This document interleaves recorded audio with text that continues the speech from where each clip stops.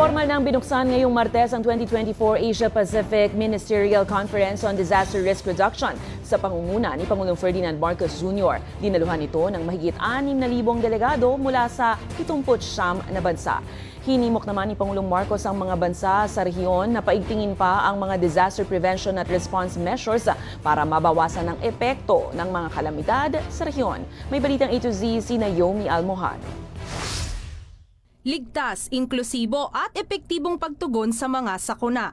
Yan ang mensaheng nais ipahatid ni Pangulong Bongbong Marcos Jr. sa pagbubukas ng Asia-Pacific Ministerial Conference on Disaster Risk Reduction ngayong Martes. Binigyang diin niya ang kahalagahan ng mas matibay na panuntunan para mapababa ang banta ng sakuna lalo na sa gitna ng lumalalang epekto ng climate change.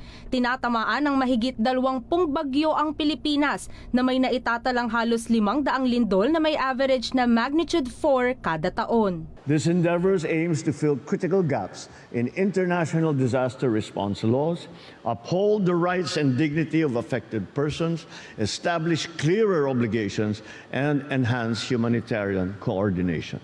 Hinikayat din ng Pangulo ang rehiyon na magkaisa at doblihin pa ang pagsisikap sa pagsusulong ng Sendai Framework, isang international blueprint para sa epektibong pagtugon sa mga mapaminsalang sakuna.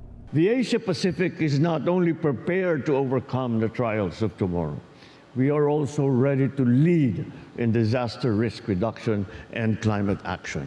Malugod ring tinanggap ng Pangulo ang responsibilidad bilang steward of the board of the fund na iniatang ng Australia na tututok sa loss and damage na maaaring maranasan ng mga climate vulnerable countries tulad ng Pilipinas. This entails ensuring that developing countries, particularly the least developed countries, landlocked countries, and small island developing states are provided greater access to these resources to advance their policies and build disaster resilience. Magpapatuloy ang komperensya hanggang Biyernes kung saan pag-uusapan ng mga estratehiya para palakasin pa ang disaster risk reduction sa rehiyon.